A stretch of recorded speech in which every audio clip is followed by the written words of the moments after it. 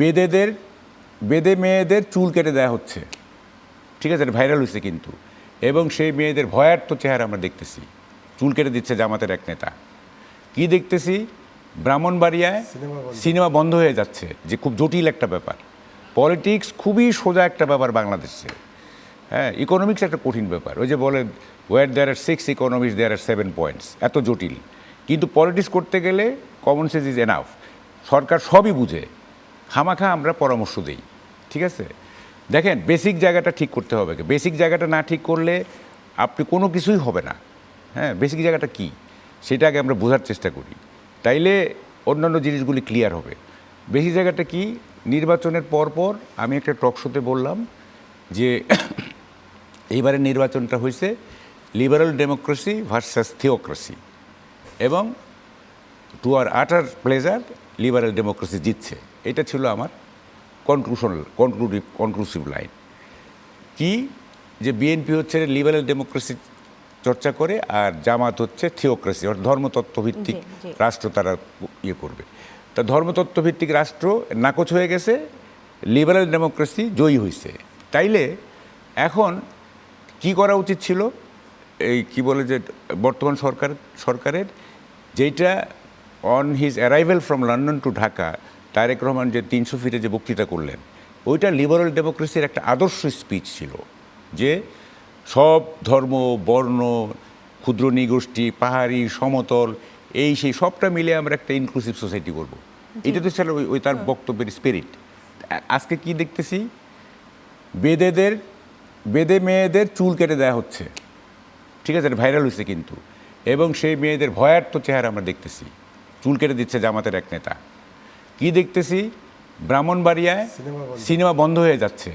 ব্রাহ্মণবাড়িয়ায় আলেমরা ঘোষণা দিছে এখানে নাচ গান কিচ্ছু চলবে না। ব্রাহ্মণবাড়িয়ায় আপনার এই যে ওস্তাদ আলাউদ্দিন খাঁর জন্মভূমি, সেখানে এটা একটা সংস্কৃতি সম্পন্ন একটা জায়গা, হ্যাঁ। হ্যাঁ, বাড়ি জ্বালিয়ে দিয়েছে, তার মিউজিয়াম তালামারা দেওয়া হয়েছে ইত্যাদি। এবং সেখানে আলেমরা ঘোষণা দিচ্ছে এখানে করতে, রুমেন ফারহানা বিপদে পড়ছে বেচারি। আচ্ছা, এই যে চলতেছে, এইটাকে লিবারাল ডেমোক্রেসি? সরকারের কি এখানে কোনো ইয়ে আছে, কোনো পদক্ষেপ আছে সেরকম হার্ড পদক্ষেপ? সরকার একটা পলিটিক্স অফ অ্যাপিজমেন্ট নিছে, সন্তুষ্টিকরণের পলিটিক্স। সবাইকে সন্তুষ্ট রাখতে হবে, সবাইকে সন্তুষ্ট রাখলে দেশ চালাতে পারবে না। গেল একদিক। দেখেন 5ই আগস্টে আমরা করলাম, হ্যাঁ, বেসিক কি পরিবর্তন হইল? 5ই আগস্টে আমরা কি শুনছি? 5ই আগস্টের আগে কেউ বলছে যে নেত্রী আপনার সঙ্গে আমার কবরে যেতে রাজি আছি। কেউ বলছে প্রথমত আমি তোমাকে চাই, দ্বিতীয়ত আমি তোমাকে চাই, চতুর্থত তোমাকে চাই। কেউ বলছে নেত্রী আপনি যেভাবে গ্লোবাল পার্সোনালিটি হইতেছেন আপনাকে তো আমরা হারাচ্ছি। এই ধরনের তেলবাজি হয়েছে না? এখন কি হচ্ছে, তারেক রহমানকে নোবেল পুরস্কার দিয়ে দেওয়া হচ্ছে। শিক্ষামন্ত্রী বলতেছেন যে পৃথিবীর ইতিহাসে এরকম প্রাইম মিনিস্টার আছে কিনা আপনি বলেন, ঠিক আছে।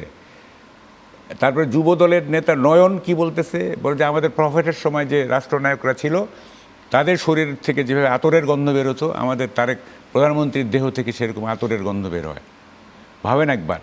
তাইলে 5ই আগস্টের আগের যে স্তুতি, মানে স্তুতি শাস্ত্র, সেই মিল মানে কি, এইটা তো সুপারসিড করে গেছে। আতরের গন্ধ বেরোচ্ছে, এটা তো ওই আমলে শুনিনি আমরা, ঠিক আছে। এবং বলা হচ্ছে, শিক্ষামন্ত্রী নিজে বলতেছেন, যে যিনি ইন্টারভিউ নিচ্ছেন তাকে বলতেছে পৃথিবীর ইতিহাসে এরকম প্রধানমন্ত্রী আছে কি না। এরকম কথা তো 5ই আগস্টে হয় নাই। হয়েছে কি, প্রথমত আমি তোমাকে চাই, দ্বিতীয়ত চাই তোমার সঙ্গে কবরে যেতে চাই, হ্যাঁ। এইটার সাথে তো ওটার সাথে তো এইটা, ওরা যদি 50 মার্কস পায় এইটা পাবে 99 মার্কস, ঠিক আছে। তাইলে বেসিক চেঞ্জটা কোন জায়গায় হলো? তাইলে আপনি যদি সরকারের চরিত্রটা যদি না পাল্টান, বা সরকারের চরিত্রটা যদি ঠিক না হয়, তো সবই তো এলোমেলো হয়ে যাবে।